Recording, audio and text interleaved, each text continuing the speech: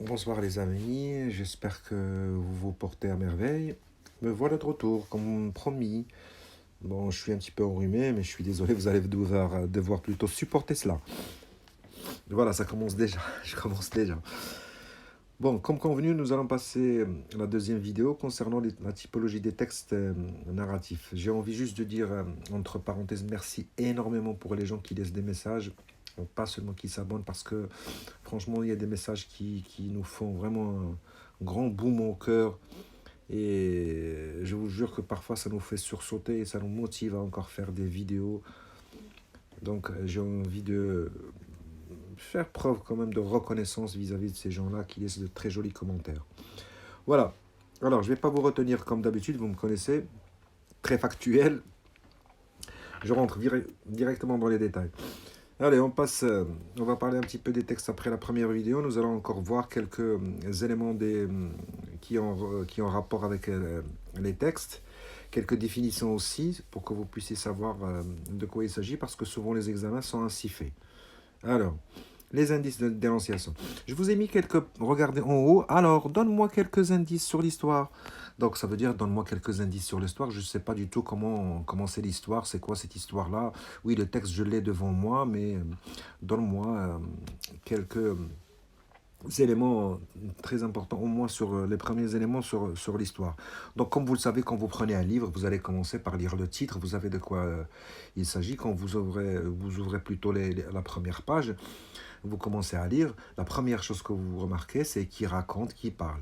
Faites attention, ce sont des exercices qui sont posés souvent dans les examens. Il vous donne un texte avec 3 ou 4 lignes et il vous dit donnez les indices d'énonciation. Donc, comme je vous dis, quand vous lisez un livre, vous savez qu'il y a quelqu'un qui raconte et tout ça, et de quoi il parle, ou bien où est-ce qu'il est et tout ça. Mais c'est ça les indices. Il n'y a pas plus facile que ça. La première chose, c'est qui parle, qui raconte, qui nous fait part de cette histoire-là.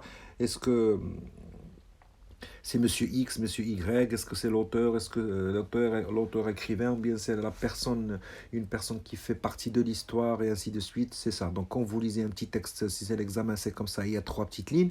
Le qui, vous devez mettre qui parle et vous essayez de mettre la personne qui parle. Si vous avez le nom, vous mettez le nom. Si vous avez juste un pronom personnel, vous mettez le je. Si vous avez ou bien il, si ce n'est pas identifié dans le texte. Mais si le nom est cité dans le texte de la personne qui parle, vous mettez carrément le nom. Je répète, des fois, il y a des textes où vous n'avez absolument rien. C'est un piège. On vous met juste, il est parti, il a regardé ensuite ça. L'indice qui parle, c'est il. C'est une personne à la troisième personne du singulier. Basta, ne vous cassez pas la tête puisque vous ne savez pas exactement l'identité de cet homme. Vous ne la mettez pas, vous mettez que c'est une troisième personne du singulier. S'il y a le nom de la personne, vous mettez qui c'est la personne. Ok. Allez. Bien sûr, qui raconte. Donc quand on raconte à quelqu'un. C'est oui. Donc, est-ce qu'on s'adresse à tout le monde? Est-ce qu'on s'adresse à une personne? Est-ce qu'on s'adresse à une personne précisément? Donc, souvent dans le texte, on a un indice sur à qui parle cette personne ou bien à qui elle raconte. Donc, la deuxième chose, c'est à qui. Donc, vous avez la personne qui parle, elle parle à qui. Par la suite, vous avez 2 autres trucs. Le premier, c'est le lieu. Où est-ce qu'il parle? La dernière fois, je crois qu'il y a 2 ans, oui. Euh, C'était chez lui, il était à la maison en train d'écrire une lettre. Donc les 3 lignes et demie ou bien les 4 lignes, il s'agissait d'une personne qui écrivait une lettre de chez elle. Donc le où, c'était simplement le lieu où se passe la scène, où se déroule le texte qu'on vous raconte, que vous avez sous les yeux. Donc c'est ça le lieu. Euh, À la fin, vous avez un petit camp. Un petit camp, ben, c'est simple. Le camp, c'est à quel moment. Dans la lettre aussi, c'était le matin. Un matin, il faisait beau, alors il s'est mis à écrire une lettre à son copain. Donc, vous savez que c'est le matin. Si vous n'avez pas le matin, comme c'était une lettre, il y avait aussi parfois, on vous met juste la date en haut comme piège, alors que vous n'avez pas idée. Dans le texte, c'était quand, mais bizarrement, vous avez la date en haut, donc vous dites que c'est la date, le 14 janvier, ou bien le 15 janvier, ou bien, je ne sais pas moi, le 25 mars. C'est à quel moment se passe, comme je vous ai écrit, à quel moment se passe la scène. Donc, s'il vous plaît, je suis désolé de vous le dire, les indices d'énonciation, vous ne devez pas plutôt louper ça. S'il y a une question qui se pose sur l'indice d'énonciation, c'est très facile. Les doigts dans le nez, vous faites ça, c'est qui, à qui, où et quand. Allez, on passe maintenant à comment il enchaîne les événements. Ça veut dire quoi ça? Comment il enchaîne les événements? Pardon, aussi pour mon rhume. Comment il enchaîne les événements? Donc ça veut dire que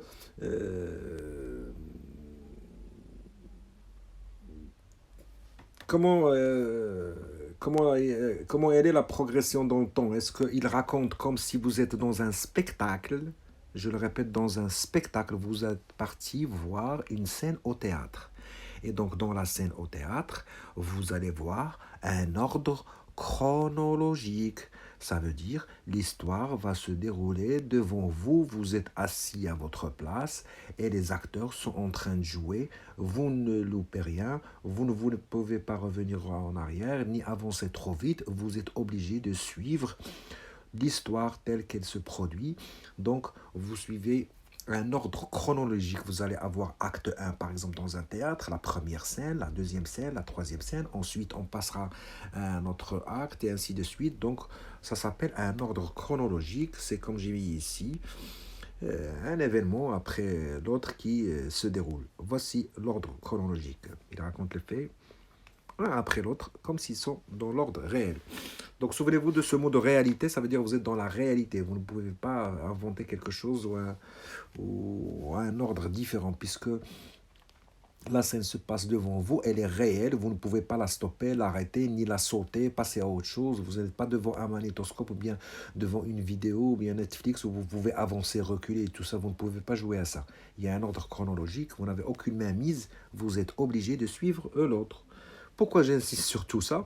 Ben, vous imaginez, parce qu'il y a un ordre anachronique. L'ordre anachronique, eh ben, c'est tout simplement lorsque le texte il comporte des événements qui sont racontés, comme j'ai écrit ici, enchaînés, comme s'ils se sont déroulés, ne sont pas enchaînés, comme ils se sont déroulés. Par exemple, il y a la première scène qui s'est passée. Après, il revient sur une scène qui s'est passée bien avant la première. Il revient sur une année plus tard, par exemple. Vous racontez une scène qui s'est produite. Ensuite, il revient sur la deuxième scène qui suit, alors qu'il ne l'a pas mis après la première scène. Imaginons une scène qui se déroule devant vous où il y a une dame assise, le monsieur rentre, frappe à la porte, rentre, et elle vous dit, il vous raconte la discussion qu'il a eue avec sa femme et ainsi de suite, patati patata. Par la suite, il part, vous racontez un autre événement, on va le voir tout à l'heure dans le détail. Donc, vous remarquez en gros que les scènes, l'histoire n'est pas racontée d'une manière chronologique. Vous n'êtes pas en train de suivre l'histoire telle qu'elle se déroule, mais bien il y a par moments où vous revenez en arrière ou bien vous sautez en avant. Donc les scènes ne se produisent pas une après l'autre. Vous avez des scènes qui viennent avant ou bien après, qui ne respectent pas l'ordre réel de l'histoire. Se lever, passer une journée, passer au lendemain et ainsi de suite. Non, il peut parler d'aujourd'hui, puis par la suite parler d'après. On va revenir sur ça par la suite.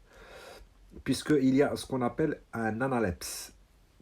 Toujours comment il raconte des événements, un analepse, ben, c'est simplement le narrateur. Quand il vous raconte, comme je vous ai dit, une scène ou un événement qui se produit, il revient en arrière. On revient encore à l'exemple de la dame. De la dame assise, son mari rentre, le soir, il commence à lui raconter sa journée éprouvante, difficile et tout ça. Et puis, on revient en arrière par la suite de cette discussion-là. Il revient en arrière, vous raconter un autre événement qui s'est passé. Il se souvient de l'ancien travail qu'il avait.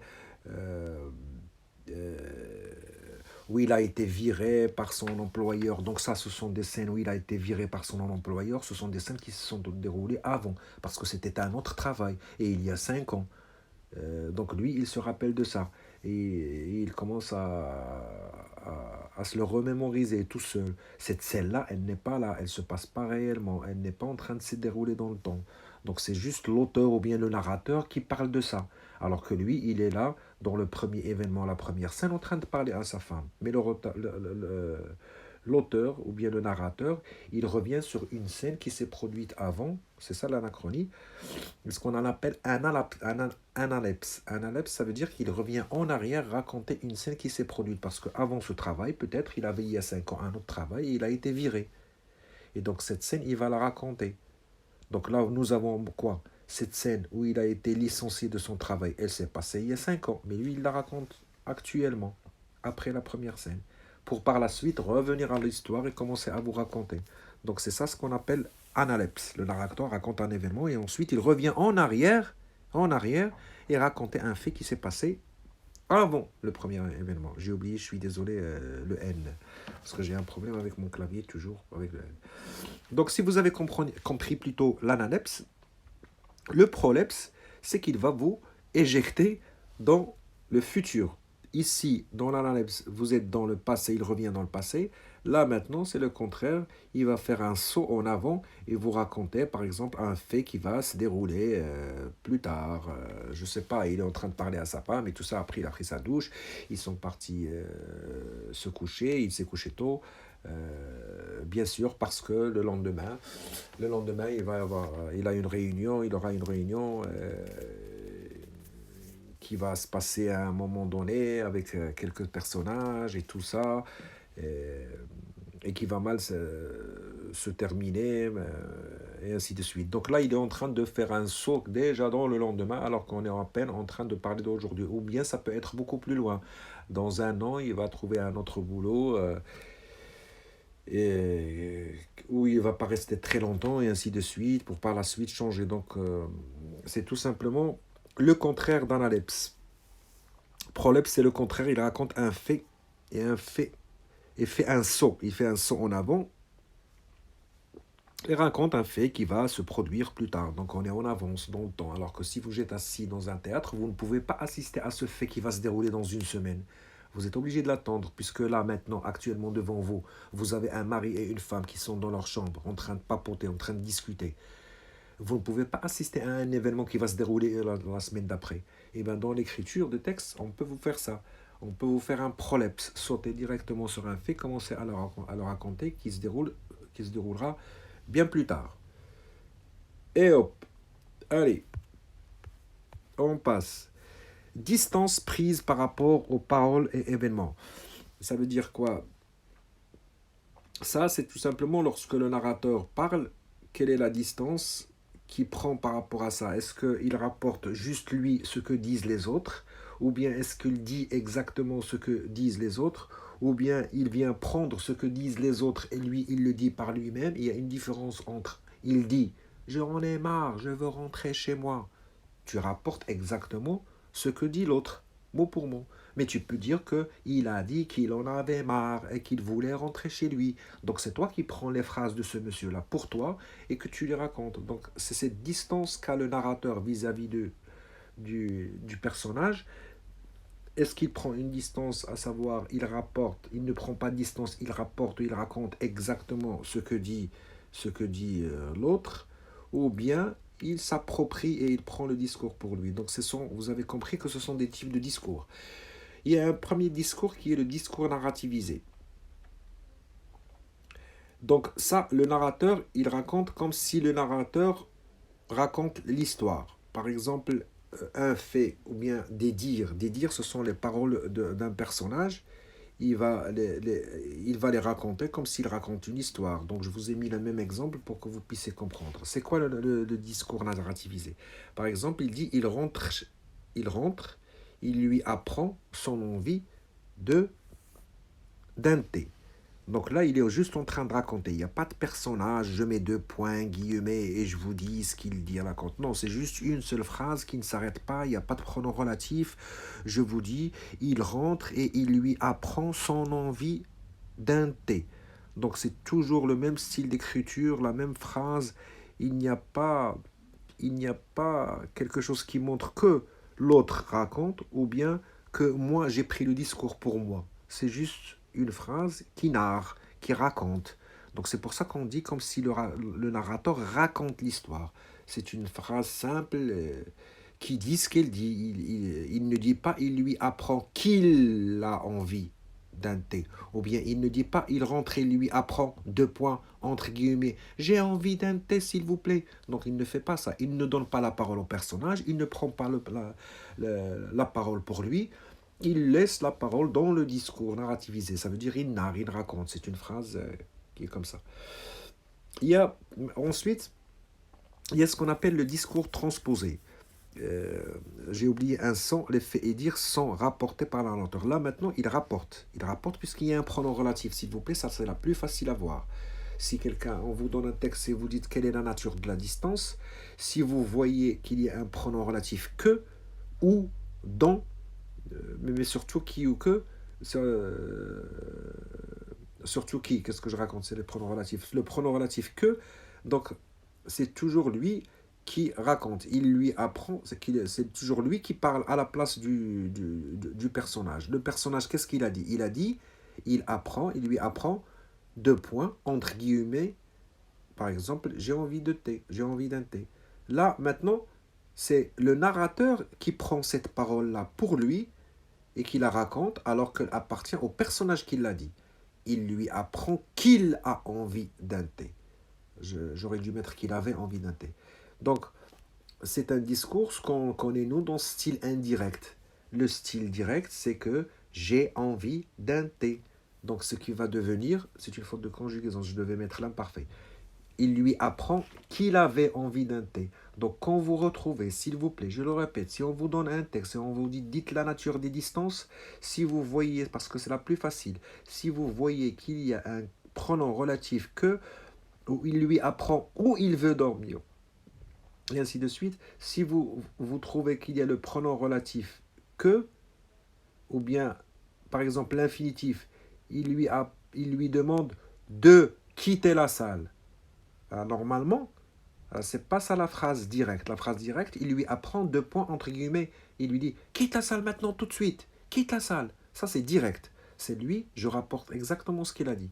Mais quand je dis il lui apprend de quitter la salle, donc c'est toi qui racontes ça. Tu racontes ce qu'a dit le monsieur. Il lui demande de quitter la salle. Donc voici une autre forme de style indirect. Ici, vous avez une forme de style indirect avec que. Il lui apprend qu'il avait envie d'un thé. Mais l'exemple que je vous donne, il lui demande deux points, quitte cette salle tout de suite.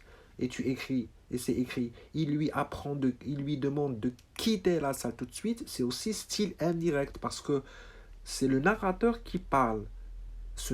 Il ne fait pas parler le personnage. Il ne le fait pas parler avec deux points entre guillemets. D'accord? Allez, je pense qu'on s'est attardé sur ça. J'espère que vous avez bien saisi.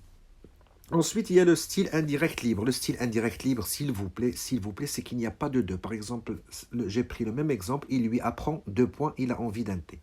Il n'y a pas de que. C'est tout simple. Si vous prenez l'exemple que je vous ai mis tout à l'heure, il lui demande quitte la salle s'il te plaît. Quitte tout de suite la salle. Qu'est-ce que vous allez écrire? Il lui apprend? Non, pas de quitter la salle. Parce que de quitter la salle, ça monte au style indirect. Ici, si vous mettez il lui demande, deux points, quitte la salle. C'est le style indirect libre. Donc ça veut dire je saute tout ce qui est pronom qui, ou bien euh, forme indirecte, les formes du style indirect. Et la dernière, c'est la plus facile, je crois, c'est le discours rapporté. Ici, j'ai mis sans, j'ai oublié encore le L. Les paroles sont citées littéralement comme elles sont dites. Ça veut dire, vous êtes là juste pour faire le perroquet. Vous êtes là pour faire le perroquet. Vous allez répéter ce qu'a dit l'autre. Vous faites il lui apprend deux points. J'ai envie d'un thé. Donc vous ne faites rien. Vous ne vous appropriez rien. Vous ne prenez rien pour vous pour le raconter. Vous dites ce qu'a dit exactement l'autre. Claire, s'il vous plaît. Allez, on passe. La dernière, c'est celle que j'adore. Très bien. Dis-moi comment il raconte l'histoire. Ça veut dire quoi qu'il... Est-ce qu'il raconte les détails? Est-ce qu'il rentre vraiment? Est-ce qu'il s'arrête? Est-ce qu'il apporte quelque plus? Ou bien juste il passe vite fait sur des scènes? Ou bien il raconte comme si je suis assise en face d'un spectacle? Ou bien il fait des sauts et tout ça? Eh bien, faire des sauts, ne pas faire des sauts, s'arrêter, avancer trop vite, ça s'appelle quoi ça? C'est la vitesse. C'est exactement la vitesse narrative. Donnez votre point de vue sur les différents types de vitesse narrative, ou bien ils vous donnent un texte et ils vous disent très bien quelle est la vitesse narrative qui est utilisée dans ce texte ou employée dans ce texte. Il faut savoir, s'il vous plaît, qu'il y a deux temps.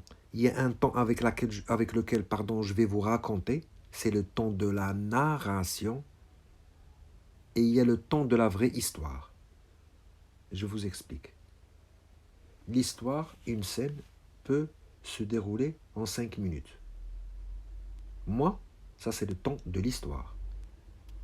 Le temps de la narration, c'est le temps que je vais mettre moi à vous la raconter. Je suis désolé, je risque de vous étonner, parce que je peux passer une demi-heure à vous raconter ces 5 minutes. Tout comme je peux m'arrêter juste sur ce qui s'est passé et je vous le raconte texto, tout comme cette histoire de 5 minutes, qui est le temps de l'histoire vraie, moi, dans le temps de la narration, ça veut dire de raconter, je peux passer 2 minutes et je vous raconte cette histoire de 5 minutes. Je n'ai pas besoin moins de 5 minutes. Donc vous remarquez que le temps de narration, le temps avec lequel je raconte moi, il peut être différent de le temps de la vraie histoire, le temps de l'histoire elle-même, TH, parce que vous aurez à avoir à TH et TN. TH, c'est le temps de l'histoire, c'est le temps réel dans lequel s'est déroulée l'histoire, une histoire. Mais le temps de la narration, c'est le temps avec lequel je raconte moi. D'accord? Parfois, ils sont égaux. Ça veut dire quoi qu'ils sont égaux? Le temps avec lequel je raconte, c'est le temps de l'histoire. Ça veut dire je respecte à la lettre ce qui s'est passé. Je raconte et je vous donne les faits de l'histoire un après l'autre, comme si vous êtes assis en train d'assister à l'histoire. Le meilleur exemple, c'est le théâtre. Quand vous partez à un spectacle de théâtre, vous allez voir ce qui se passe. Donc, le temps avec lequel vous regardez la scène de théâtre, c'est exactement le temps de théâtre. Si le temps du théâtre va durer 1h30, le temps le temps qu'il vous faudra pour regarder cette pièce de théâtre, ben c'est 1h30. Donc le temps de la narration, c'est le temps de l'histoire. L'histoire dure 1h30. Le temps avec lequel je vais narrer, c'est comme s'il dure aussi 1h30, parce que je vais respecter exactement ce qui s'est déroulé, ce qui s'est passé, sans s'arrêter ou bien sans sauter quoi que ce soit. Donc c'est le temps le plus facile. C'est le temps de la narration et le temps de l'histoire. Donc je vous ai mis carrément pour comprendre que le temps avec lequel je narre, je raconte, est égal au temps de l'histoire. Le deuxième temps, maintenant, la narration, le temps de la narration est inférieur au temps de l'histoire. Ça veut dire on arrête l'histoire, l'histoire elle se déroule, mais on l'arrête. On va l'arrêter et on va commencer un arrêt des choses qui n'ont rien à voir avec le temps de l'histoire. Par exemple, il passe, je sais pas moi, je vous raconte comme quoi. Je reviens à la scène de tout à l'heure que je vous ai dit. Il rentre chez lui à 10h du soir. Sa femme était assise au salon. Quand il l'a vue assise, il a pensé à son ex-femme qui l'attendait toujours. Elle était comme ça, ou elle était comme si. C'était une femme très agréable. Même s'ils se sont séparés, elle était très instruite. Regardez, je suis en train de vous raconter des choses alors que l'histoire, je l'ai arrêtée. Parce que vous attendez ce qui s'est passé, ou bien ce qui va se passer quand il est rentré chez lui et qu'il a trouvé sa femme en train de l'attendre. J'ai mis pause sur l'histoire qui vous intéresse et j'ai commencé à vous raconter et vous décrire, par exemple, un personnage. Ou bien je vous dis, il s'est rappelé quand il avait 6 ans, il était comme ça, il rentrait le soir très fatigué et il trouvait sa mère. Donc je vous raconte d'autres choses. Donc je vous mets pause par rapport à l'histoire. Parce que la vraie histoire, c'est quoi? C'est quand lui, il est rentré, il a trouvé sa femme assise. Donc vous attendez la suite. Est-ce qu'elle va lui dire où est-ce que tu étais? Pourquoi tu as tardé? Patati, patata. Donc j'ai mis pause sur l'histoire pour vous raconter cette scène-là. D'accord? Donc le temps de la narration est inférieur. Le troisième, c'est le sommaire. Ça veut dire que le temps de la narration, il est plus rapide que le temps de l'histoire. Pourquoi? Parce que je fais un saut.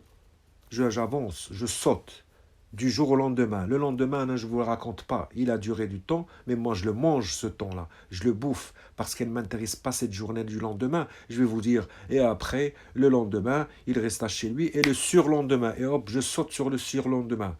Je me casse pas la tête à vous raconter. Même, je suis désolé, mais quand même, il y a des choses qui se sont passées le lendemain. Même s'il est resté juste chez lui, à ne rien faire, à manger, à cuisiner, à préparer quelque chose, à lire, à sortir faire du jardinage, j'en sais foutre rien, je suis désolé pour l'expression. Mais l'essentiel, c'est que je vous saute. Donc c'est un sommaire. Je vous la raconte comme un sommaire. Je ne sais pas si vous connaissez sommaire, c'est la première page qui est dans un rapport, un mémoire, qui vous donne juste les titres et les pages, les titres et les pages pour que vous puissiez vous retrouver. Elle vous raconte tout le livre d'une manière sommaire, d'une manière brève et générale. Donc c'est ça le sommaire. Donc s'il y a un sommaire dans l'acte, il faut que vous fassiez attention.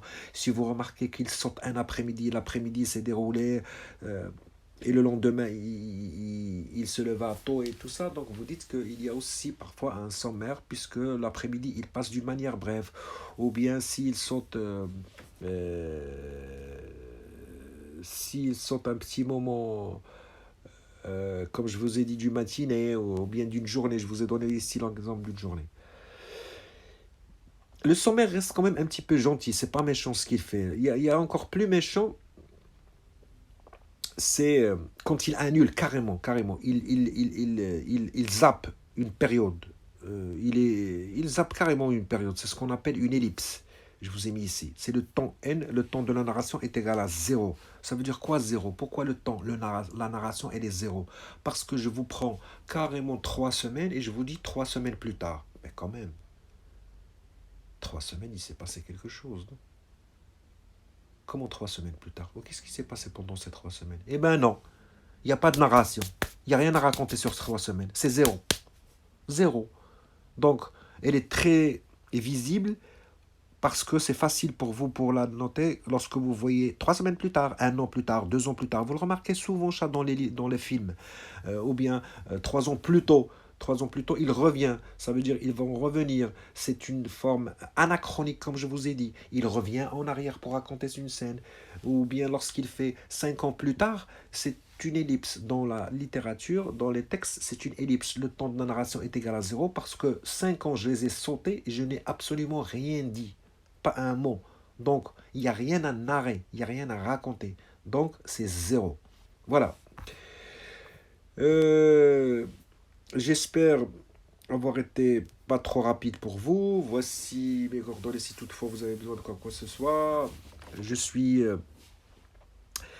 reconnaissant encore une fois par rapport à tous vos commentaires. J'ai pas besoin plutôt de vous rabâcher à chaque fois la phrase magique. Si toutefois vous appréciez, n'hésitez pas s'il vous plaît à vous abonner. C'est ce qui nous encourage, d'autant plus qu'il y a beaucoup de gens qui regardent les vidéos et qui ont la flemme de cliquer. Je sais que parfois c'est juste un réflexe que vous oubliez de faire, mais bon.